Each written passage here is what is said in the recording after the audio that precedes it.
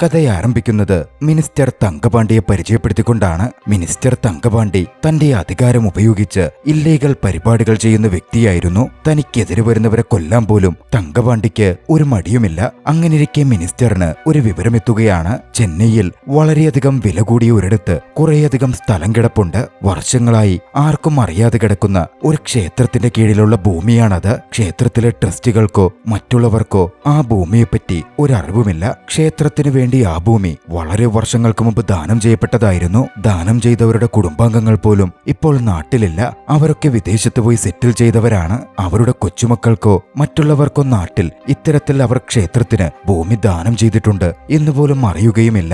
അതുകൊണ്ട് തന്നെ 300 കോടിയോളം വില വരുന്ന ആ ഭൂമി സ്വന്തമാക്കാൻ മിനിസ്റ്റർ ആഗ്രഹിക്കുന്നു. പക്ഷെ വിചാരിക്കും പോലെ അതത്ര എളുപ്പമുള്ള കാര്യമല്ല.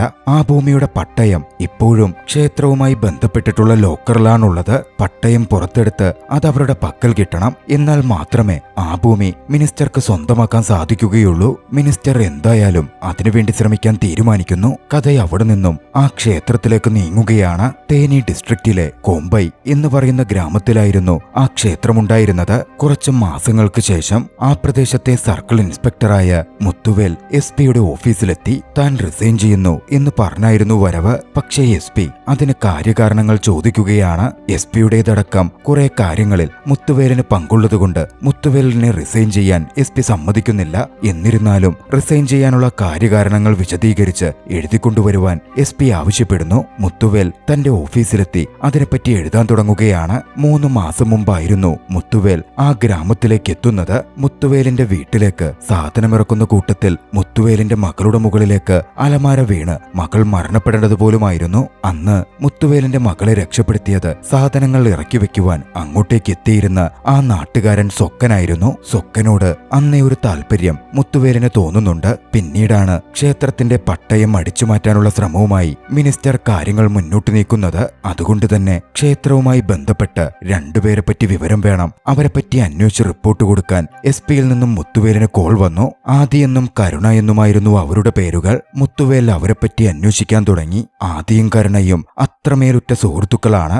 ആദിക്ക് ട്രാൻസ്പോർട്ട് ബിസിനസ് ആണ്. നിരവധി ലോറികളും മറ്റുമുണ്ട്. അത്യാവശ്യം സമ്പന്നമായ ജീവിതമാണ് ആദി നയിക്കുന്നത്. കരുണ പഴയ ജമീന്ദാർ കുടുംബത്തിലെ അനന്തരാവകാശിയായിരുന്നു. നിലവിലിപ്പോൾ ഇഷ്ടികച്ചൂള നടത്തുകയാണ്. പക്ഷേ കാലം പിന്നിട്ടപ്പോൾ കരുണയുടെ വീടും സമ്പത്തുമൊക്കെ ക്ഷയിച്ചു വന്നിരുന്നു. നിലവിൽ അത്രയധികം സമ്പത്തൊന്നും കരുണയ്ക്കില്ല. എന്നിരുന്നാലും ഉള്ളിലെ ദാരിദ്ര്യമൊന്നും വെളിയിൽ കാണിക്കാതെ അഭിമാനത്തോടെയായിരുന്നു കരുണ ജീവിച്ചുകൊണ്ടിരുന്നത്. കൊമ്പയിലെ കൊമ്പയ്യമ്മൻ കോവിൽ ആ അമ്പലത്തിലെ അഡ്മിനിസ്ട്രേറ്റീവ് ഹെഡായിട്ടുണ്ടായിരുന്നത് എല്ലാവരും അപ്പത്ത എന്ന് വിളിക്കുന്ന കരുണന്റെ മുത്തശ്ശിയായിരുന്നു. പരമ്പരയായി കരുണന്റെ കുടുംബമായിരുന്നു അമ്പലത്തിന്റെ കാര്യങ്ങൾ നോക്കി നടത്തിയിരുന്നതും. അപ്പത്തിയാണ് അഡ്മിനിസ്ട്രേറ്റീവ് ഹെഡെങ്കിലും കരുണയും ആദിയും അറിയാതെ ആ അമ്പലത്തിൽ ഒന്നും തന്നെ നടക്കില്ലായിരുന്നു. കൂട്ടത്തിൽ ആദി ആ അമ്പലത്തിലെ ഒരു ട്രസ്റ്റ് കൂടിയാണ്. പക്ഷേ ഈ കഥയിൽ മറ്റൊരാൾ കൂടിയുണ്ട്. അതാണ് സൊക്കൻ. ആദിയുടെയും കരുണയുടെയും ഉറ്റ സുഹൃത്ത്. സൊക്കൻ അനാഥനായിരുന്നു. കൊമ്പയമ്മൻ കോവലുമായി ബന്ധപ്പെട്ട് അവിടുത്തെ സന്യാസിമാർക്കൊപ്പം ജീവിച്ചിരുന്ന പയ്യൻ. ചെറുപ്പത്തിൽ തന്നെ കരുണനുമായി സൊക്കൻ സൗഹൃദത്തിലായി. സൊക്കനെ ഉപദ്രവിക്കാൻ വേണ്ടി എതിരാളികൾ വന്നപ്പോഴൊക്കെയും ചെറുപ്പം തൊട്ടേ സൊക്കൻ കരുണന്റെ കൂടെ ഉണ്ടായിരുന്നു. കരുണനെ പ്രൊട്ടക്ട് ചെയ്ത് എതിരാളികൾക്കെതിരെ നിന്ന് കരുണന്റെ പ്രിയപ്പെട്ടവനായി സൊക്കൻ മാറി. സൊക്കനും കരുണൻ അങ്ങനെ തന്നെയായിരുന്നു. തന്റെ ഏറ്റവും പ്രിയപ്പെട്ട ഏറ്റവും അടുപ്പമുള്ള വ്യക്തി. ചെറുപ്പത്തിൽ തന്നെ കരുണൻ സൊക്കനെ തന്റെ വീട്ടിലേക്ക് കൊണ്ടുവന്ന് തന്റെ കൂടെ വളർത്തി. അപ്പത്തയ്ക്കും അതിൽ സന്തോഷമേ ഉണ്ടായിരുന്നുള്ളൂ. ആദിയെയും സൊക്കനെയും കരുണനെയും അപ്പത്ത സ്വന്തം മക്കളെ പോലായിരുന്നു കണ്ടിരുന്നതും. ആദിയും കരുണനും വിവാഹം കഴിച്ചവരാണ്. ആദിക്ക് 2 മക്കളുമുണ്ട്. കരുണന്റെ വിവാഹം കഴിഞ്ഞ് 8 കൊല്ലം പിന്നിട്ടെങ്കിലും ഇതുവരെ മക്കളായിട്ടില്ല. അങ്ങനെ സന്തോഷത്തോടെ അവരെല്ലാവരും ജീവിച്ചു പോരുകയായിരുന്നു. പക്ഷേ എവിടെയും ചില പ്രശ്നങ്ങൾ ഉണ്ടാകുമല്ലോ. കരുണൻ ആദിക്കും ആദിയുടെ ഭാര്യയ്ക്കും കൊടുക്കുന്ന വിലയിലൊക്കെ കരുണന്റെ ഭാര്യയ്ക്ക് അല്പം എതിർപ്പുണ്ടായിരുന്നു. കൃത്യമായ കുശുമ്പെന്ന് വിളിക്കാം. എന്നിരുന്നാലും കരുണൻ ആദിയോട് അത്രമേൽ അടുപ്പത്തിലായതുകൊണ്ട് തന്നെ അവൻ അവരതൊക്കെ ഉള്ളിലൊതുക്കി. അങ്ങനെ ഇരിക്കെയാണ് ആ വലിയ പ്രശ്നം സംഭവിക്കുന്നത്. കരുണന്റെ ഭാര്യയുടെ അനിയൻ, അതായത് കരുണന്റെ അളിയൻ, മറ്റൊരു മതത്തിൽപ്പെട്ട പെണ്ണുമായി പ്രേമത്തിലായി. ആ പെണ്ണ് ഗർഭിണിയാവുകയും ചെയ്തു. പർവീൻ എന്നായിരുന്നു അവളുടെ പേര്. പർവീനിൽ നിന്നും പർവീനിന്റെ അടുത്ത സുഹൃത്തായ വിണ്ണരസി ആ കാര്യങ്ങൾ മനസ്സിലാക്കുന്നു. വിവാഹം കഴിക്കുന്ന കാര്യം പർവീൻ കരുണന്റെ അളിയനുമായി സംസാരിച്ചെങ്കിലും ഇത് പുറത്തറിഞ്ഞാൽ ആത്മഹത്യ ചെയ്യേണ്ടി വരും എന്നൊക്കെ പറഞ്ഞ് അയാൾ പർവീനെ ഭീഷണിപ്പെടുത്തി. പർവീനും മുമ്പിൽ ആത്മഹത്യയല്ലാതെ മറ്റു വഴിയില്ല എന്ന അവസ്ഥയിലെത്തിയിരുന്നു. പക്ഷേ വിണ്ണരസി അവളെ സമാധാനിപ്പിച്ചു. കരുണയെ ഈ വിവരമൊക്കെ അറിഞ്ഞാൽ കാര്യങ്ങൾ നല്ല രീതിയിലാകും എന്ന് പറഞ്ഞ് പർവീനെ ആശ്വസിപ്പിച്ചു. അതിനുവേണ്ടി അവർക്ക് സഹായം ചോദിക്കാൻ പറ്റുന്ന ഒരേ ഒരാൾ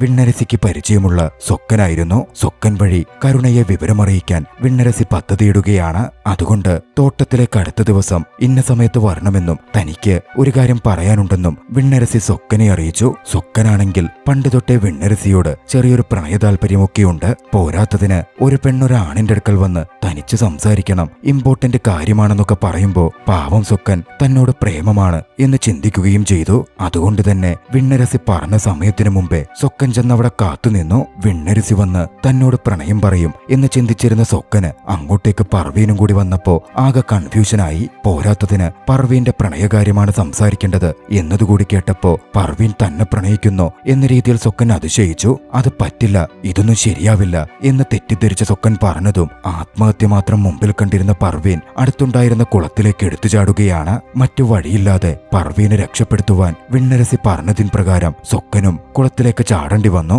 എന്തിനേറെ പറയുന്നു, സൊക്കന് പർവീനെ അങ്ങനെ രക്ഷപ്പെടുത്താൻ പറ്റുന്നുണ്ടായിരുന്നില്ല. സൊക്കൻ കുറേയധികം വെള്ളം കുടിച്ചു. ഒടുവിൽ അവിടുത്തെ നാട്ടുകാർ ഓടിക്കൂടിയായിരുന്നു സൊക്കനെയും പർവീനെയും രക്ഷപ്പെടുത്തിയത്. അവിടെ നിന്ന് ആശുപത്രിയിലേക്ക് പോകുമ്പോഴാണ് വിണ്ണരസിയിൽ നിന്നും മുഴുവൻ കാര്യങ്ങളും സൊക്കൻ മനസ്സിലാക്കുന്നത്. അതോടെ സൊക്കന് അല്പം ആശ്വാസമാകുന്നുണ്ട്. സൊക്കനും പർവീനും ആശുപത്രിയിൽ അഡ്മിറ്റ് ചെയ്യപ്പെട്ടു. ആദ്യം അങ്ങോട്ടേക്ക് എത്തിയത് ആദിയും ഭാര്യയുമായിരുന്നു. വിവരങ്ങളൊക്കെ അറിഞ്ഞെത്തിയ ആദി ഈ കാര്യങ്ങളൊന്നും തൽക്കാലം കരുണയോട് പറയണ്ട, ഞാൻ പറഞ്ഞോളാം എന്ന് പറഞ്ഞു. കരുണയോട് അത്രയേറെ ലോയലായ സൊക്കനതങ്ങനെ മറച്ചുവെക്കാൻ പറ്റുന്ന ഒന്നായിരുന്നില്ല. കരുണ വന്ന് സൊക്കനോട് കാര്യം ചോദിച്ചതും തനിക്കറിയാവുന്ന മുഴുവൻ കാര്യവും ഒരു നിർത്തൽ പോലുമില്ലാതെ ഒറ്റയടിക്ക് സൊക്കൻ കരുണയോട് പറഞ്ഞു. കരുണയുമായുള്ള സൊക്കന്റെ ബന്ധം അങ്ങനായിരുന്നു. പിന്നാലെ ആദി കരുണയുമായി സംസാരിച്ചു. ഒരു പെണ്ണിന്റെ ജീവിത വിഷയമാണ്, നമ്മൾ നല്ല രീതിയിൽ കൈകാര്യം ചെയ്യണം എന്നാദി കരുണയോട് ആവശ്യപ്പെട്ടു. അങ്ങനെ കരുണ തന്റെ അമ്മായച്ചനുമായി ആ വിവരം സംസാരിക്കുന്നു. പക്ഷെ അയാളാകട്ടെ വേറൊരു ജാതിയിലുള്ള വേറൊരു മതത്തിലുള്ള പെണ്ണിന് തന്റെ മകനെ വിവാഹം ചെയ്തു കൊടുക്കില്ല എന്നൊറ്റക്കാലിൽ നിന്നു. അതോടെ കരുണ മുമ്പിട്ട് വന്ന് നിങ്ങളുടെ മകൾ എന്റെ വീട്ടിൽ സന്തോഷത്തോടെ ജീവിക്കണമെങ്കിൽ ഇത് ചെയ്തേ പറ്റൂ എന്നങ്ങ് പറഞ്ഞു. അതോടെ കരുണയുടെ അമ്മായച്ചന് മറ്റു വഴികളില്ലാതെ വരികയാണ്. കരുണയുടെ അളിയനും പർവീനുമായുള്ള വിവാഹം നടന്നു. സൊക്കൻ കാരണമാണ് തന്റെ ഫ്രണ്ടിന് ഇത്തരത്തിൽ എളുപ്പത്തിൽ കാര്യങ്ങൾ നടന്നത്, വിവാഹം നടന്നത് എന്ന് വിണ്ണരസിക്ക് അറിയാമായിരുന്നു. വിണ്ണരസി അതോടെ സൊക്കൻ അടുത്തു ചെന്ന് പണ്ടു തൊട്ടേ സൊക്കനോട് തന്റെ ഉള്ളിലുള്ള പ്രണയവും തുറന്നു പറഞ്ഞു. സൊക്കനും വിണ്ണരസിയെ അത്രമേൽ ഇഷ്ടമായിരുന്നു. പക്ഷേ ഇതോടെ കരുണന്റെ അമ്മായപ്പൻ എല്ലായിടത്തും അപമാനിതനായി. അതിന്റെ പേരിൽ ക്ഷേത്രത്തിൽ വെച്ച് തന്നെ ആദ്യമായി അമ്മായപ്പൻ ഒരു പ്രശ്നമുണ്ടാക്കാൻ ചെന്നു. കരുണയും അവിടെ ഉണ്ടായിരുന്നു. അതിലിടപെടാൻ ചെന്ന സൊക്കൻ അബദ്ധത്തിൽ കരുണയുടെ അമ്മായച്ചനെ അടിക്കുകയാണ്. എന്തിനേറെ പറയുന്നു, മാപ്പ് ചോദിക്കാൻ അയാളുടെ കാലിൽ വീഴാൻ പോയി അയാളുടെ മുണ്ട് പറിക്കുക കൂടി സൊക്കൻ ചെയ്തതോടെ കരുണയുടെ അമ്മായച്ചൻ പൂർണ്ണമായും നാട്ടുകാരുടെ മുമ്പിൽ അപമാനിതനായി. അതിന്റെ പേരിൽ കരുണ സൊക്കനെ തല്ലുക പോലും ചെയ്തു. പക്ഷേ എന്നിരുന്നാൽ തന്നെയും അവരുടെ പിണക്കങ്ങളൊക്കെ അത്തരത്തിൽ പെട്ടെന്ന് മാറുന്നതായിരുന്നു. ആ സമയത്താണ് മിനിസ്റ്റർ ഇൻസ്പെക്ടർ മുത്തുവേലിനെ കാണണമെന്ന് പറഞ്ഞ് വിളിപ്പിക്കുന്നത്. ക്ഷേത്രത്തിലെ പട്ടയമെടുക്കുന്ന കാര്യം പറഞ്ഞ് മിനിസ്റ്റർ മുത്തുവേലിന് മുകളിൽ അല്പം പ്രഷർ ചുമത്തി. തന്റെ ബന്ധത്തിലുള്ള ആ നാട്ടുകാരനായ തിയേറ്റർ ഉടമയായ തിയേറ്ററിന്റെ മറവിൽ ഇല്ലീഗൽ ബിസിനസ് നടത്തുന്ന നാഗരാജ് എന്ന വ്യക്തിയെയും മിനിസ്റ്റർ മുത്തുവേലിന് മുമ്പിൽ കൊണ്ടുവന്നു. നാഗരാജ് തനിക്കു വേണ്ടി പട്ടയമെടുക്കുന്ന കാര്യങ്ങൾ ചെയ്യുമെന്നും അതിന് സപ്പോർട്ടായി മുത്തുവേൽ നിൽക്കണമെന്നും മിനിസ്റ്റർ ആവശ്യപ്പെട്ടു. മകളെ അടക്കം വെച്ച് മിനിസ്റ്റർ ഭീഷണിപ്പെടുത്തിയതുകൊണ്ട് മുത്തുവേൽ അതിന് സമ്മതം മൂളുകയാണ്. പട്ടയം എടുക്കണമെങ്കിൽ രണ്ടു വഴികളേയുള്ളൂ. അതിൽ ആദ്യത്തേത് ഉത്സവം നടക്കുന്ന സമയം ബാങ്കിൽ നിന്ന് ദേവിയുടെ സ്വർണ്ണാഭരണങ്ങൾ എടുത്തുകൊണ്ടുവരും. ആ സമയത്ത് പട്ടയം മോഷ്ടിച്ചെടുക്കണം. അല്ലെങ്കിൽ അതേ അമ്പലത്തിന്റെ അഡ്മിനിസ്ട്രേറ്റീവ് ഹെഡായി മാറി അമ്പല കമ്മിറ്റിയിൽ കടന്നുകൂടി പട്ടയം കൈവശപ്പെടുത്തണം. അങ്ങനെ അഡ്മിനിസ്ട്രേറ്റീവ് ഹെഡാകണമെങ്കിൽ ഇപ്പോഴത്തെ ഹെഡായ അപ്പത്തെ കൊല്ലപ്പെടണം. അതിനുവേണ്ട കാര്യങ്ങൾ നീക്കുവാൻ മിനിസ്റ്റർ നാഗരാജിനോട് പറയുന്നു. അടുത്ത ദിവസം അപ്പത്ത വല്ലാതെ അസ്വസ്ഥയായിരുന്നു. കള്ളുഷാപ്പിൽ പോയി ഒരുപാട് അവർ കുടിച്ചുകൊണ്ടേയിരുന്നു. സൊക്കൻ വന്ന് അപ്പത്തയെ സമാധാനിപ്പിച്ച് കൂട്ടിക്കൊണ്ടുപോവാൻ ശ്രമിച്ചു. അപ്പത്ത അപ്പത്തയോട് എന്താ കാര്യമെന്ന് ചോദിച്ചു. പക്ഷേ അപ്പത്ത ഒന്നും പറയുന്നുണ്ടായിരുന്നില്ല. സൊക്കൻ അന്ന് രാത്രിയിൽ അപ്പത്തയെ സുരക്ഷിതമായി വീട്ടിൽ കൊണ്ടുകിടത്തി. പിറ്റേന്ന് പകലിൽ അപ്പത്ത മരണപ്പെട്ടിരുന്നു. അപ്പത്തയുടെ മരണാനന്തര ചടങ്ങുകൾ വലിയ ഗ്രാൻഡായി തന്നെ നടന്നു. സ്വാഭാവിക മരണമായിട്ടായിരുന്നു ഏവരും അപ്പത്തയുടെ മരണം നോക്കിക്കണ്ടതും. വൈകാതെ അമ്പല കമ്മിറ്റി ചേരുകയാണ്. പുതിയ അഡ്മിനിസ്ട്രേറ്റീവ് ഹെഡിനെ തിരഞ്ഞെടുക്കാൻ വേണ്ടിയിട്ടായിരുന്നു അത്. പരമ്പരാഗതമായി ചെയ്യുന്ന പോലെ അടുത്തതായി കരുണനെ അഡ്മിനിസ്ട്രേറ്റീവ് ഹെഡായി നിയമിക്കാം എന്നൊരു തീരുമാനത്തിലേക്ക് കാര്യങ്ങൾ എത്തിത്തുടങ്ങുകയായിരുന്നു. പക്ഷേ അപ്പോഴേക്കും അത് ചോദ്യം ചെയ്ത് നാഗരാജും സംഘവും കടന്നു വന്നു. ഇതിപ്പോ നാട്ടുകാരുടെ കോവിലാണെന്നും ഇവിടെ അങ്ങനെ ഒരാൾ മാത്രം അഡ്മിനിസ്ട്രേറ്റീവ് ഹെഡായാൽ പറ്റില്ലെന്നും അമ്പലത്തിൽ ഇലക്ഷൻ വെക്കണമെന്നും താൻ മത്സരത്തിന് നിൽക്കുമെന്നും നാഗരാജ് പറയുകയാണ്. അവിടെ വെച്ച് വളരെ വലിയൊരു സംസാരവും പ്രശ്നവും തന്നെ അരങ്ങേറുന്നുണ്ട്. നാഗരാജിനെതിരെ താൻ മത്സരിക്കാൻ നിൽക്കില്ല എന്ന് കരുണ പറഞ്ഞു. ദേഷ്യത്തിൽ ചാടിയെഴുന്നേറ്റ സൊക്കൻ, നിന്നെ പോലുള്ള ഒരുത്തനെതിരെ എന്റെ അണ്ണൻ നിൽക്കുന്നത് എന്തിനാടാ? അണ്ണൻ കൈ ചൂണ്ടുന്ന ഏത് നായി നിന്നാലും ജയിക്കൂടാ എന്നങ്ങ് പറയുകയാണ്. ആദ്യം അവിടെയുള്ള ഏവരും സൊക്കനെ ഒന്ന് നോക്കുന്നുമുണ്ട്. പറഞ്ഞ പോലെ തന്നെ സംഭവിച്ചു. കരുണന്റെ ഏറ്റവും വലിയ വിശ്വസ്തനായ സൊക്കനെ തന്നെ നാഗരാജിനെതിരെ മത്സരിപ്പിക്കാൻ കരുണ നിർത്തുന്നു. ഇലക്ഷനിൽ വിജയിക്കാൻ ആദ്യമായി വിലപേശാൻ ജാതി കണക്കൊക്കെ പറഞ്ഞ് നാഗരാജ് ആദിയെ ചെന്ന് കണ്ടു. കോവിൽ സ്വത്തുക്കൾ മോഷ്ടിക്കുന്നതിനെ പറ്റിയുമൊക്കെ നാഗരാജ് അന്ന് ആദിയോട് സംസാരിക്കുന്നുമുണ്ട്. പക്ഷേ ബുദ്ധിമാനായിരുന്ന ആദി അതൊക്കെ വീഡിയോ ലൈവ് ടെലികാസ്റ്റ് ചെയ്തിരുന്നു. നാട്ടുകാരൊന്നടങ്കം നാഗരാജിന്റെ മനസ്സിലിരിപ്പ് മനസ്സിലാക്കുകയും ഇലക്ഷനിൽ സൊക്കനെ വിജയിപ്പിക്കുകയും ചെയ്തു. സൊക്കൻ അങ്ങനെ അമ്പലത്തിന്റെ അഡ്മിനിസ്ട്രേറ്റീവ് ഹെഡാവുകയാണ്. അതോടെ അത്രനാളും വീട്ടിൽ സൂക്ഷിച്ചിരുന്ന ക്ഷേത്രത്തിന്റെ താക്കോൽ കരുണന്റെ വീട്ടിൽ നിന്നും സൊക്കന്റെ അടുത്തെത്തുന്നു. സൊക്കനത് സൂക്ഷിക്കാൻ വേറെ ഇടമില്ലാത്തതുകൊണ്ട് കോവിൽ ട്രസ്റ്റി കൂടിയായ ആദിയുടെ പക്കലേക്ക് അത് കൈമാറ്റം ചെയ്യപ്പെടുകയാണ്. പിന്നാലെയായിരുന്നു തന്റെ ഭാര്യ ആത്മഹത്യ ചെയ്യാൻ പോകുന്നത് കരുണ കാണുന്നത്. കരുണ ഭാര്യയെ തടഞ്ഞു. തന്റെ ഉള്ളിലെ ഫ്രസ്ട്രേഷൻ മുഴുവൻ ഭാര്യയെന്ന് കരുണയോട് പറയുകയാണ്. നിങ്ങൾക്ക് ഒരുപാട് സ്വത്തും സമ്പത്തും ഉണ്ടാകും, കുട്ടികളൊക്കെയായി സന്തോഷമായി ജീവിക്കാം എന്ന് കരുതിയ താൻ അവനെ വിവാഹം കഴിച്ചതെന്നും പക്ഷേ ഒന്നുമില്ലെന്നും ഇപ്പോ താൻ ഗർഭിണിയാണ്, ആകെയുണ്ടായിരുന്ന കോവിലിന്റെ അവകാശം പോലും ഇപ്പൊ മറ്റുള്ളവർക്ക് പോയി എന്നൊക്കെ പറഞ്ഞ് അവർ കരുണന്റെ മേലുള്ള തന്റെ രോഷം മുഴുവൻ പ്രകടിപ്പിച്ചു. എങ്ങനെയെങ്കിലും തങ്ങൾക്ക് മുന്നേറി വരണം, അതിനെന്തെങ്കിലും ചെയ്യുവാനും ഭാര്യ കരുണയോട് പറഞ്ഞു. പിന്നാലെയായിരുന്നു അത് സംഭവിച്ചത്. കോവിലിലെ സ്വർണം പരിശോധിച്ചപ്പോൾ അവിടെയുള്ളത് അത്രയും മുക്കുപണ്ടമാണെന്ന് തെളിഞ്ഞു. ആദിയുടെ മേൽനോട്ടത്തിലായിരുന്നു പരിശോധന നടന്നത്. അത്രയും നാൾ താക്കോൽ സൂക്ഷിച്ചിരുന്നതും സ്വർണത്തിന്റെ ട്രസ്റ്റിയായിരുന്നതും അപ്പത്തയുടെ വിശ്വസ്തനായ കരുണയുടെ വീട്ടിലെ വ്യക്തിയായതുകൊണ്ട് തന്നെ അയാൾക്കെതിരെ ആരോപണങ്ങൾ തെളിയുകയാണ്. കരുണയപ്പോഴേക്കും ആദിയെ കാണാനെത്തിയിരുന്നു. ആദിയോട് കരുണ തനിച്ചു സംസാരിച്ചു. ബിസിനസ്സിൽ നഷ്ടം വന്നപ്പോൾ പെട്ടെന്ന് പണാവശ്യം വന്നപ്പോൾ താൻ പറഞ്ഞിട്ടാണ് അദ്ദേഹം സ്വർണം എടുത്തു തന്നത്, താനത് പണയം വെച്ചിരിക്കുകയാണ് എന്നു കരുണ ആദിയോട് പറഞ്ഞു. ഞെട്ടലോടെയായിരുന്നു ആദി അത് കേട്ടത്. പോലീസാണെങ്കിൽ വരികയും ചെയ്തു. ഒടുവിൽ ആദി കരുണയോട് പോലീസിന് പിടികൊടുക്കാൻ പറയുന്നു. കരുണ അതിന് വിസമ്മതിച്ചെങ്കിലും അതാണ് അതിന്റെ ശരിയെന്ന് പറഞ്ഞ് ആദി അവനെ നിർബന്ധിച്ചു. കരുണ അങ്ങനെ പോലീസ് സ്റ്റേഷനിലേക്ക് എത്തിച്ചേരുകയാണ്. പിന്നാലെ കരുണയെ ഇറക്കുവാൻ തന്റെ വീടിന്റെയും വണ്ടിയുടെയും ഡോക്യുമെന്റ്സുമായി ആദ്യം സ്റ്റേഷനിലെത്തി. ക്ഷേത്രത്തിലെ സ്വർണത്തേക്കാൾ മൂല്യം ഈ വസ്തുക്കൾക്കുണ്ടെന്നും ക്ഷേത്രത്തിലെ സ്വർണം ഉടൻ തിരിച്ചെടുത്തു കൊണ്ടുവരാമെന്നും FIR ഇടരുതെന്നും ആദി SIയോട് പറഞ്ഞു. പക്ഷേ അപ്പോഴേക്കും പണയം വെച്ചിരുന്ന സ്വർണം വീണ്ടെടുത്ത് സ്റ്റേഷനിലേക്ക് കരുണയുടെ അമ്മായച്ചനും അളിയനും തിയേറ്റർ ഓണർ നാഗരാജും കൂടി എത്തിയിരുന്നു. അതോടെ കരുണ മോചിപ്പിക്കപ്പെടുകയാണ്. കരുണയുടെ ഭാര്യയാകട്ടെ മുൻവൈരാഗ്യമൊക്കെ മുമ്പിൽ വെച്ച് കരുണയെ ആദിക്കും കുടുംബത്തിനുമെതിരെ തിരിക്കാനും ആ അവസരം വിനിയോഗിച്ചു. അന്ന് രാത്രിയിൽ നാഗരാജും കരുണയും കരുണയുടെ അളിയനും ഭാര്യയുമടക്കം ഒരു മീറ്റിംഗ് ചേർന്നു.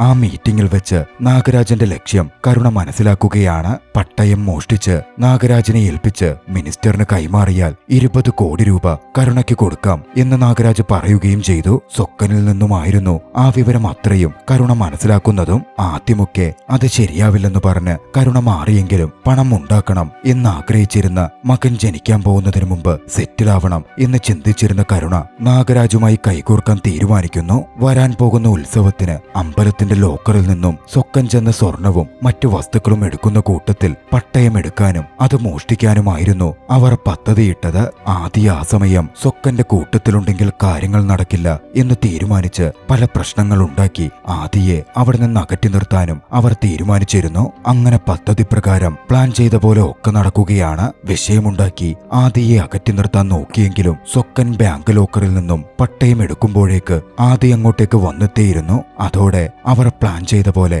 പട്ടയം മോഷ്ടിക്കൽ സാധ്യമല്ലാതായി. പട്ടയവും സ്വർണവും അടങ്ങുന്ന പെട്ടി കോവിലിൽ എത്തിച്ചേർന്നതോടെ നീക്കങ്ങൾ ഇപ്പോഴത്തേക്ക് വിട്ടേക്കാനും പിന്നീട് നോക്കാമെന്നും കരുണ നാഗരാജിനെ വിളിച്ചറിയിച്ചു. പക്ഷേ നാഗരാജ് അതിനൊരുക്കമായിരുന്നില്ല. അവിടെ ഒരു ആക്രമണം നടത്തി പട്ടയം മോഷ്ടിക്കുവാൻ നാഗരാജ് പദ്ധതിയിട്ടു. നാഗരാജിന്റെ ആളുകൾ അതിന് ശ്രമിക്കുക കൂടി ചെയ്തതോടെ വലിയൊരു ഫൈറ്റ് തന്നെ ഉണ്ടാവുകയാണ്. ഫൈറ്റിനിടയിൽ ആദിയെ കൊന്നേക്കാൻ കരുണയുടെ അളിയനോട് നാഗരാജ് പറഞ്ഞിരുന്നു. കരുണയുടെ അളിയൻ അതിനായി ആദിയുടെ അടുത്തേക്ക് ചെന്നു. പക്ഷേ ഈ സമയം ശരീരത്തിൽ സ്വാമി കയറിയിരുന്ന സ്വക്കൻ അങ്ങോട്ടേക്ക് ചാടി വീണ് ആദിയെ കൊത്താൻ കൈനീട്ടിയ കരുണയുടെ അളിയന്റെ കൈ വെട്ടിവീഴ്ത്തുകയാണ്. അതോടെ അന്ന് പട്ടയം മോഷ്ടിക്കാം എന്ന് അവരുടെ പദ്ധതി പാളുന്നു. പ്രശ്നം പുറത്തുപോവാൻ പാടില്ലാത്തതുകൊണ്ട് സ്വക്കനെതിരെ കേസില്ലാത്ത രീതിയിൽ ബാക്കിയുള്ളവർ കാര്യങ്ങൾ വരുത്തി തീർത്തു. അതോടെ സ്വക്കൻ ജയിൽ മോചിതനായി. ആദി വന്നായിരുന്നു സ്വക്കനെ കൂട്ടിക്കൊണ്ടുപോയത്. പോകുന്ന വഴിയിൽ തന്റെ സംശയങ്ങൾ ആദി സ്വക്കനോട് ചോദിക്കുന്നുണ്ട്. ആര് പറഞ്ഞിട്ടാണ് ഇതൊക്കെ ചെയ്തത്, പട്ടയം ബാങ്ക് ലോക്കറിൽ നിന്നെടുത്തത്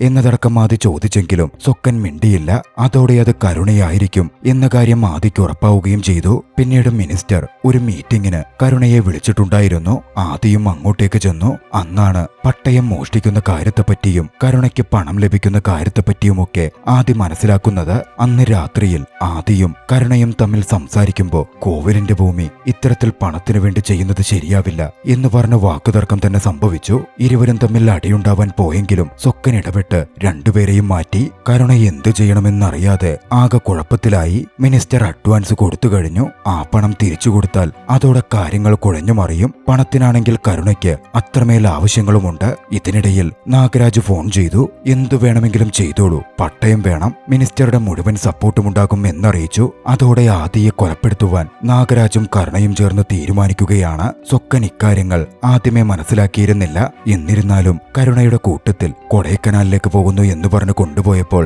സ്വക്കനും കൂടെയുണ്ടായിരുന്നു. പക്ഷേ വൈകാതെ എന്തോ ചതിനീക്കങ്ങളാണ് നടക്കുന്നത് എന്ന് സ്വക്കൻ മനസ്സിലാക്കി. സ്വക്കനെ തനിച്ചാക്കി നാഗരാജും കരുണയും എങ്ങോട്ടേക്കോ പോയപ്പോൾ അവർ പോയിടം മനസ്സിലാക്കി സ്വക്കൻ അങ്ങോട്ടേക്ക് പാഞ്ഞു ചെന്നു. ആദിയെ അങ്ങോട്ടേക്ക് വിളിച്ചു വരുത്തി കൊലപ്പെടുത്താനായിരുന്നു അവരുടെ പദ്ധതി. പക്ഷേ ഫോൺ വിളിച്ചപ്പോൾ ആലോചിച്ച് കഴിഞ്ഞിരുന്ന ആദി ഒരു പ്രശ്നമൊന്നും വേണ്ടെന്ന് വെച്ച് പട്ടയം കൊടുത്ത് പണം വാങ്ങി കോവിലിനും നാടിനും എന്തെങ്കിലും ചെയ്യാം എന്ന് തീരുമാനിച്ചു കഴിഞ്ഞിരുന്നു. അതോടെ ആദിയെ കൊലപ്പെടുത്തുന്നത് വേണ്ട എന്ന തീരുമാനത്തിലേക്ക് മിനിസ്റ്ററുടെ തീരുമാനപ്രകാരം കരുണയും നാഗരാജും എത്തുകയാണ്. വൈകാതെ പട്ടയവും എടുത്ത് അവർ പറഞ്ഞിടത്തേക്ക് തന്റെ മകളെയും കൂട്ടി ആദി ജീപ്പിൽ പോവുകയായിരുന്നു. പോകുന്ന വഴിക്ക് പണ്ട് ആദിയും കരുണനുമായി പ്രശ്നമുണ്ടായിട്ടുള്ള നാട്ടിലെ ഒരാളെ ആദി കണ്ടു. തന്റെ വണ്ടി നിർത്തി കള്ളുകുടിച്ചിരുന്ന അയാൾ, നീ ഇപ്പോഴും നിന്റെ ആ കൂട്ടുകാരനെ വിശ്വസിച്ച് നടക്കാണോ, അവൻ എത്ര ക്രൂരനാണെന്നറിയോ എന്നൊക്കെ പറയുന്നുണ്ട്. പക്ഷേ ആദി അതൊന്നും ചെവികൊള്ളാതെ തന്റെ വണ്ടിയുമെടുത്ത് കരുണയെ പൂർണ്ണമായി വിശ്വസിച്ച് അവനെ കാണുവാൻ പോയി. ഈ സമയമായിരുന്നു ആദിയുടെ ഭാര്യ ഫോൺ ചെയ്തതും പ്രശ്നമൊക്കെ തീർത്ത് വേഗം വരാനും ഫുഡ് റെഡിയായിട്ടുണ്ടെന്നും സ്വക്കനും കരുണനും ആദിക്കും വേണ്ടി ഫുഡുണ്ടാക്കിയിട്ടുണ്ട് എന്നും അവർ പറഞ്ഞു. അതോടെ ആദി സ്വക്കനോട് വീട്ടിൽ പോയി ഫുഡ് എടുത്തുകൊണ്ട് വരാൻ പറഞ്ഞ് സ്വക്കനെ അവിടെ നിന്ന് പറഞ്ഞയക്കുകയാണ്. സ്വക്കന്റെ ഉള്ളിൽ അല്പം നടക്കാൻ പോകുന്ന കാര്യങ്ങളെ ഓർത്ത് ഭീതിയുണ്ടായിരുന്നെങ്കിലും ആദി പറഞ്ഞതുകൊണ്ട് സ്വക്കൻ വണ്ടിയെടുത്ത് ഫുഡ് എടുക്കുവാൻ പോയി. പക്ഷേ സ്വക്കൻ പോയതിനു പിന്നാലെ ആദിയും കരുണയും തമ്മിൽ എന്തോ പ്രശ്നത്തിന്റെ മേൽ ഫൈറ്റ് ഉണ്ടാകുന്നു. തുടർന്ന് നടന്ന ഫൈറ്റിൽ കരുണയുടെ കൈകൊണ്ട് തന്നെ ആദി കൊല്ലപ്പെടുകയാണ്. അത്രമേൽ ആദി വിശ്വസിച്ചിരുന്ന കരുണയെന്ന കൂട്ടുകാരൻ ആദിയെ ചതിച്ചു കൊന്നു. എന്തിനേറെ പറയുന്നു, കരുണയുടെ അളിയൻ ആദിയോടുള്ള വെറുകൊണ്ട് ആദിയുടെ കൈ തന്നെ മുറിച്ചു മാറ്റി. ആദിയുടെ വീട്ടിൽ പോയി ഭക്ഷണവുമെടുത്ത് അല്പം ഭയത്തോടെ തിരികെ എത്തിയ സ്വക്കൻ കണ്ടത് ആദിയുടെ വണ്ടിയിലിരുന്ന് കരയുന്ന ആദിയുടെ ചെറിയ കൊച്ചിനെയും കൊല്ലപ്പെട്ട് കിടക്കുന്ന ആദിയുടെ മൃതദേഹവുമായിരുന്നു. കരുണയാണ് അത് ചെയ്തത് എന്ന് സ്വക്കൻ അറിയാമായിരുന്നെങ്കിലും ഏറെ വിശ്വസ്തനായ സ്വക്കന് കരുണയെ ഒറ്റുകൊടുക്കാൻ സാധിക്കുമായിരുന്നില്ല. ആദിയുടെ കൊലപാതകം നടന്ന സമയം പട്ടയവുമായും കാര്യങ്ങൾ കണക്ട് ചെയ്തു നിന്നതുകൊണ്ട് ആദിയുടെ കൊലപാതകം മറ്റു ചിലരുടെ മേൽ കെട്ടിവെക്കാൻ പോലീസുകാരുടെ അടക്കം പദ്ധതികൾ നടന്നിരുന്നു. ആദിയുടെ ലോറി വിഷയവുമായി ബന്ധപ്പെട്ടാണ് ആദി കൊല്ലപ്പെട്ടത് എന്ന തരത്തിലായിരുന്നു പോലീസ് എഴുതിയുണ്ടാക്കിയത്. അതിനെതിരെ ചോദ്യം ചെയ്യാൻ ആദിയുടെ ഭാര്യ ചെന്നു. പക്ഷേ SI ആകട്ടെ തെളിവുണ്ടോ എന്നായിരുന്നു ചോദിച്ചത്. തെളിവായി ആകെ മുമ്പിലുള്ളത് സ്വക്കൻ മാത്രമായിരുന്നു. ആദിയുടെ ഭാര്യ സ്വക്കനടുത്തെത്തി മുത്തുവേലിന്റെ അടുത്ത് സാക്ഷി പറയാൻ ആവശ്യപ്പെട്ടു. പക്ഷേ സ്വക്കന് കരുണയെ ചതിക്കാൻ പറ്റില്ലായിരുന്നു. താനും കരുണയും കൊടൈക്കനാലിലായിരുന്നു എന്ന് തന്നെ സ്വക്കൻ പറഞ്ഞു. അതോടെ സ്വക്കനോടുള്ള കലിപ്പിൽ സ്വക്കനെ പ്രാവി ദേഷ്യപ്പെട്ട് പൊട്ടിക്കരഞ്ഞ് ആദിയുടെ ഭാര്യ അലറുകയാണ്. സ്വന്തം സഹോദരിയെപ്പോലെ കണ്ടിരുന്ന ആദിയുടെ ഭാര്യയുടെ ആ അവസ്ഥയിൽ സ്വക്കനും സങ്കടം തോന്നിയിരുന്നു. ശരിക്കും എന്താണ് നടന്നത് എന്നറിയുവാൻ സ്വക്കൻ കരുണയ്ക്കടുത്തെത്തി കാര്യങ്ങൾ ചോദിച്ചു. പക്ഷേ കരുണ സ്വക്കനോട് കരഞ്ഞുകൊണ്ട് പറഞ്ഞു, ഞാൻ അച്ഛനാവാൻ പോകുവാടാ. പണത്തിനും എല്ലാത്തിനും ആവശ്യമുണ്ട്. ആദിക്ക് നമ്മളങ്ങനെ നന്നാവുന്നത് ഇഷ്ടമായിരുന്നില്ല. അവനതിനെ എതിർത്തതുകൊണ്ട് പറ്റിപ്പോയതാ. ആദി എന്നെ കൊല്ലാൻ വന്നു, അപ്പോഴാ ഞാൻ തിരിച്ചടിച്ചത് എന്ന് കരുണ സ്വക്കനോട് പറഞ്ഞു. ആരിതിനെപ്പറ്റി ചോദിച്ചാലും നമ്മൾ ആ സമയം കൊടൈക്കനാലിലായിരുന്നു എന്നേ പറയാവൂ എന്നും കരുണ സ്വക്കനെ ചട്ടം കെട്ടി. സ്വക്കനും ആകെ ദുഃഖത്തിലായി കഴിഞ്ഞിരുന്നു. കരുണയോട് സ്വക്കൻ അത്രമേൽ ലോയൽറ്റിയാണ്. കരുണയെ ചതിക്കാൻ സാധിക്കില്ല. നാളുകൾ അങ്ങനെ കടന്നുപോയിക്കൊണ്ടിരുന്നു. സ്വക്കന്റെ കാമുകി വിണ്ണരസി വരെ അവനെ മൈൻഡ് ചെയ്യാതായി. സ്വക്കൻ വിണ്ണരസിയോട് കാര്യം ചോദിച്ചപ്പോ എല്ലാം അറിയായിരുന്നിട്ടും നീ മിണ്ടാതിരിക്കുകയല്ലേ? നീതി എന്തെന്ന് നിനക്കറിയാമല്ലോ. നിന്നെ പ്രേമിച്ചതിന് എനിക്കിപ്പോ അറുവുറപ്പാ തോന്നുന്നേ എന്ന തരത്തിലായിരുന്നു വിണ്ണരസി മറുപടി പറഞ്ഞത്. തന്റെ അമ്മയുടെ ദുഃഖം കണ്ടുകണ്ട് നിയന്ത്രണം വിട്ടിരുന്ന ആദിയുടെ മകൻ ഒരു ദിവസം കത്തിയെടുത്ത് കരുണയെ കൊല്ലാനായി അങ്ങോട്ടേക്ക് എത്തുകയാണ്. പക്ഷെ കരുണ കാണുന്നതിനു മുമ്പേ അത് സ്വക്കൻ കണ്ടു. സ്വക്കൻ അവനെ പിടിച്ച് അവിടെ നിന്ന് കൂട്ടിക്കൊണ്ടുപോയി. കരുണ അവന്റെ വരവടക്കം കണ്ടിരുന്നു. അവന് കൂട്ടായിട്ട് വന്ന വിണ്ണരസിയെ കരുണ കൈയോടെ പിടികൂടി. കരുണയ്ക്കെതിരെ വിണ്ണരസി സംസാരിച്ചതും ബലം പ്രയോഗിച്ച് വിണ്ണരസിയെ കരുണ പിടിച്ചുകൊണ്ടുപോവുകയാണ്. പിന്നാലെ നാഗരാജുമായും മറ്റുള്ളവരുമായും പയ്യൻ തന്നെ കൊല്ലാൻ വന്ന വിവരം കരുണ ഡിസ്കസ് ചെയ്തു. ആ പയ്യൻ ജീവിച്ചിരുന്നാൽ തങ്ങൾക്കൊക്കെ അപകടമാണ് എന്ന് പറഞ്ഞ് നാഗരാജും കരുണയുടെ അളിയനും അടക്കം പയ്യനെ കൊന്നേക്കാൻ കരുണയോട് പറയുകയാണ്. കരുണയും അത് തീരുമാനിച്ചു. മറുവശത്ത് ആദിയുടെ ഭാര്യയാകട്ടെ മകനെ കാണാതെ ടെൻഷൻ അടിച്ച് നടക്കുകയായിരുന്നു. കുറച്ചു സമയം പിന്നിട്ടതും സ്വക്കൻ അവളുടെ അടുത്തെത്തി. നടന്ന കാര്യങ്ങൾ അത്രയും പറഞ്ഞു. കരുണയെ കൊല്ലാൻ മകൻ വന്ന കാര്യവും മകനെ രക്ഷപ്പെടുത്തി കൊണ്ടുപോകുമ്പോൾ നാഗരാജ് അത് കണ്ട് തങ്ങളെ ആക്രമിക്കാൻ വന്നതും ആ സമയം ആദിയെ കൊന്നതിനും മകനെ കൊല്ലാൻ നോക്കിയതിനും അടക്കം നാഗരാജിനെ സ്വക്കൻ കൊലപ്പെടുത്തിയതുമായ വിവരം നാഗരാജിനെ സ്വക്കൻ കൊന്നുവെന്നത് ഞെട്ടലോടെയായിരുന്നു ആദിയുടെ ഭാര്യ കേട്ടത്. തന്റെ ഭർത്താവിന്റെ കൊലപാതകത്തിന് കാരണമായ ഒരാളെ സ്വക്കൻ കൊന്നു, മകനെ രക്ഷപ്പെടുത്തി എന്നതുകൊണ്ട് ആദിയുടെ ഭാര്യയ്ക്ക് സ്വക്കനോട് ബഹുമാനം തോന്നി. അവരവനെ കൈയെടുത്ത് കുമ്പിട്ടു. സ്വക്കൻ അവരോട് ആ നാട് വിട്ടു പോകുവാനും കൂടുതൽ പ്രശ്നം വേണ്ടെന്നും പറഞ്ഞെങ്കിലും തന്റെ ഭർത്താവിന്റെ മരണത്തിന് കാരണമായ ഓരോരുത്തരും ഇല്ലാതായിട്ടെ താൻ പോവുവെന്ന് അവർ ശടിച്ചു പറഞ്ഞു. നാഗരാജിനെ സ്വക്കൻ കൊന്ന വിവരം കരുണ അറിഞ്ഞിരുന്നില്ല. നാഗരാജ് കൊല്ലപ്പെട്ട വിവരം കൂടി അറിഞ്ഞ കരുണ അതോടെ അല്പം ഭയപ്പെടാൻ ആരംഭിച്ചിരുന്നു. സ്വക്കൻ വീട്ടിലെത്തിയപ്പോൾ പ്രൊട്ടക്ഷൻ എന്ന് പറഞ്ഞ് ഒരു ഗണ്ണ് സ്വക്കന്റെ പക്കൽ കരുണയെ ഏൽപ്പിച്ചു. തന്നെ പ്രൊട്ടക്ട് ചെയ്യാൻ സ്വക്കൻ എപ്പോഴും ഉണ്ടാകും എന്ന് കരുണ ചിന്തിച്ചിരുന്നു. അടുത്ത ദിവസം സ്വക്കൻ തന്നെ നേരെ സ്റ്റേഷനിൽ പോയി സറണ്ടർ ചെയ്യുകയാണ്. പോലീസ് സ്വക്കനെ അറസ്റ്റ് ചെയ്തതാണെന്ന് ചിന്തിച്ച് കരുണ അങ്ങോട്ടേക്ക് പാഞ്ഞെത്തി. പോലീസ് എന്തു ചോദിച്ചിട്ടും സ്വക്കനൊന്നും പറയുന്നുണ്ടായിരുന്നില്ല. അവൻ വെറുതെ വന്നിരിക്കുവാണെന്നും ചോദിച്ചിട്ടൊന്നും പറയുന്നില്ല എന്നും പോലീസ് ഇൻസ്പെക്ടറിൽ നിന്ന് കരുണ കേൾക്കുന്നതും കരുണ ഒന്ന് ഞെട്ടിനിന്നു. പിന്നാലെ എന്താ നടന്നത് എന്ന് കരുണ സ്വക്കനോട് ചോദിച്ചതും ആദിയുടെ മകനുമായി പോകുമ്പോൾ നാഗരാജ് ഇടയിൽ വന്ന് മകനെ കൊല്ലാൻ നോക്കിയ കാര്യവും നാഗരാജിനെ താൻ കൊന്ന കാര്യവും സ്വക്കൻ പറഞ്ഞു. പിന്നാലെ കരുണയുടെ അളിയൻ ആദിയുടെ മകനെ കൊല്ലാൻ വന്നപ്പോൾ അവനെയും താൻ ക്രൂരമായി കൊലപ്പെടുത്തിയ കാര്യം സ്വക്കൻ ആ നിമിഷം പറയുകയാണ്. അത് കേട്ട് പോലീസുകാരും കരുണയടക്കം ഞെട്ടിയിരുന്നു. കരുണയെയും കൊല്ലാൻ താൻ നോക്കിയെന്നും പക്ഷേ എന്നെ കൊണ്ടതിന് സാധിക്കില്ലെന്നും സ്വക്കൻ കരുണയോട് പറയുകയും കരുണ കൊടുത്ത തോക്ക് ഇതണ്ണം തന്നെ വെച്ചോ എന്ന് പറഞ്ഞ് സ്വക്കൻ കരുണയ്ക്ക് നേരെ നീട്ടുകയും ചെയ്തു. പോലീസ് ഇൻസ്പെക്ടർ മുത്തുവേലായിരുന്നു തോക്ക് പിടിച്ചു വാങ്ങിയത്. പിന്നാലെ ദേഷ്യത്തിൽ കരുണ സ്വക്കനോടൊരു കാര്യം ചോദിച്ചു. എന്താടാ സ്വക്ക, നീ എല്ലാം മറന്നോ? എന്നേക്കാളും വലുതായോ അവനും അവന്റെ കുടുംബവും നിനക്ക്? എന്നേക്കാ കൂടുതല് അവരെന്താടാ നിനക്ക് തന്നത്? കരുണയുടെ ചോദ്യത്തിന് സ്വക്കൻ മറുപടി പറഞ്ഞു. അവരെന്നെ ഒരിക്കലും മാറ്റി നിർത്തിയിട്ടില്ല. അവരുടെ കുടുംബത്തിലെ ഒരാളായിട്ടാണ് കണ്ടതണ്ണ എന്നായിരുന്നു സ്വക്കന്റെ മറുപടി. അത് ശരിയുമായിരുന്നു. കരുണയെ സംബന്ധിച്ച് സ്വക്കൻ വിശ്വസ്തനായ നായിയാണെങ്കിൽ ആദിക്കും കുടുംബത്തിനും സ്വക്കൻ അവരുടെ കുടുംബത്തിലെ അംഗമായിരുന്നു. കരുണ ദേഷ്യപ്പെട്ട് അവിടെ നിന്നിറങ്ങുമ്പോ സ്റ്റേഷൻ ഇൻസ്പെക്ടറും കരുണയുടെ കൂടെ വന്നു. സ്വക്കൻ ജീവനോടെ ഇരുന്നാൽ തങ്ങൾക്കൊക്കെ അപകടമാണെന്നും അവനെ വകവരുത്തണം, ആര് ജീവിക്കണമെന്ന് നീ തീരുമാനിച്ചോ എന്നയാൾ കരുണയോട് പറഞ്ഞു. മറുവശത്ത് ഒക്കെ അറിയാമായിരുന്ന CI മുത്തുവേലിന് സ്വക്കനോട് ദയ ദയ തോന്നിയിരുന്നു. പട്ടയം മോഷ്ടിക്കാൻ താൻ കൂട്ടുനിന്നതുകൊണ്ടാണല്ലോ സൊക്കന് ഈ അവസ്ഥ വന്നത് എന്ന് ചിന്തിച്ച മുത്തുവേൽ സൊക്കനെ എങ്ങനെയും സഹായിക്കാൻ തീരുമാനിച്ചു. സൊക്കൻ ആകെ മുത്തുവേലിനോട് പറഞ്ഞത് ആദിയുടെ ഭാര്യയെയും കുടുംബത്തെയും സുരക്ഷിതമാക്കണമെന്നും മറ്റൊരിടത്തേക്ക് അവരെ മാറ്റി കുട്ടിക്ക് വിദ്യാഭ്യാസവും നല്ല ജീവിതവും നൽകാൻ അവസരമൊരുക്കണം എന്നും മാത്രമായിരുന്നു. മുത്തുവേൽ അവരെ വിളിച്ച് സംസാരിച്ചു.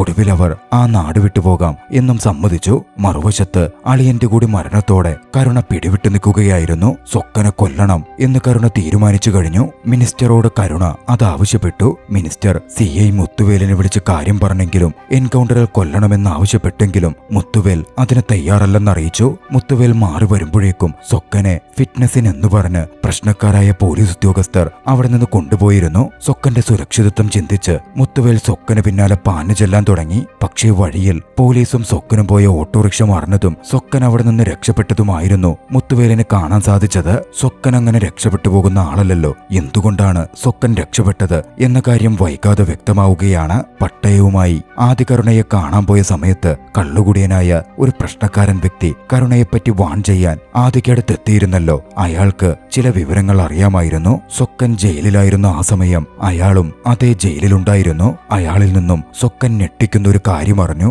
മുമ്പ് അമ്പലത്തിലെ സ്വർണം മുഴുവൻ കരുണയെടുത്ത് പണയം വെച്ചിരുന്നല്ലോ. അപ്പത്തിയുള്ള സമയത്തായിരുന്നു അത്. അപ്പത്ത് അതറിന് മനസ്സാകെ തകർന്നു പോയിരുന്നു. അപ്പത്ത് അത് ചോദ്യം ചെയ്തപ്പോൾ ചൂതുകളിക്ക് അടിമപ്പെട്ടിരുന്ന കരുണ അപ്പത്തയെ കടന്നാക്രമിച്ചു. കൊന്നുകളയുമെന്ന് ഭീഷണിപ്പെടുത്തി. അപ്പത്ത് ജീവിച്ചിരുന്നാൽ തന്റെ ഈ തിരിമറികളൊക്കെ പുറത്തറിയുമെന്നും തനിക്കൊന്നിനും സാധിക്കില്ല എന്നും ചിന്തിച്ച കരുണ അടുത്ത ദിവസം തന്റെ കൂട്ടുകച്ചവടക്കാരനും പ്രശ്നക്കാരനുമായ ജയിലിനകത്ത് സൊക്കനൊപ്പമുള്ള ആളുടെ സഹായത്തോടെ കള്ളിൽ വിഷം കലർത്തി അപ്പത്തയെ കൊലപ്പെടുത്തുകയായിരുന്നു. അന്ന് ആദിയോട് കരുണയെ കാണാൻ പോകുന്ന സമയം തന്റെ കയ്യിലുള്ള വീഡിയോ ക്ലിപ്പിംഗ് അടക്കം കൈമാറി അയാൾ സത്യങ്ങൾ അറിയിച്ചിരുന്നു. അതറിഞ്ഞ് ആദി കരുണയെ ചോദ്യം ചെയ്തു. പണത്തിനു വേണ്ടി അപ്പത്തയെപ്പോലും കരുണ കൊന്നു എന്നതറിഞ്ഞ ആദി അത് ചോദ്യം ചെയ്തതും അതിന്റെ പേരിലായിരുന്നു കരുണ ആദിയെ കൊല്ലുന്നത്. അതോടെ കരുണയെ പറ്റിയുള്ള മുഴുവൻ സത്യങ്ങളും സൊക്കന് മനസ്സിലാവുകയാണ്. അതുകൊണ്ടായിരുന്നു ആശുപത്രിയിലേക്ക് കൊണ്ടുപോകുന്ന വഴിയിൽ ഓട്ടോറിക്ഷ അപകടത്തിൽപ്പെടുത്തി സൊക്കൻ രക്ഷപ്പെട്ടത്. ഇതേസമയം മറുവശത്ത് കരുണ ആകട്ടെ താൻ പിടിച്ചു വെച്ചിരുന്ന വിണ്ണരസിയെ, എല്ലാം അറിയാവുന്ന വിണ്ണരസിയെ ഇഷ്ടികച്ചൂള കത്തിക്കുന്ന അങ്ങോട്ടേക്ക് കൊണ്ടുചെന്ന് അതിനുള്ളിൽ കയറ്റി കത്തിച്ച് കൊലപ്പെടുത്താൻ വേണ്ടി തീരുമാനിച്ച് അതിനുവേണ്ടത് പ്രവർത്തിക്കുകയായിരുന്നു.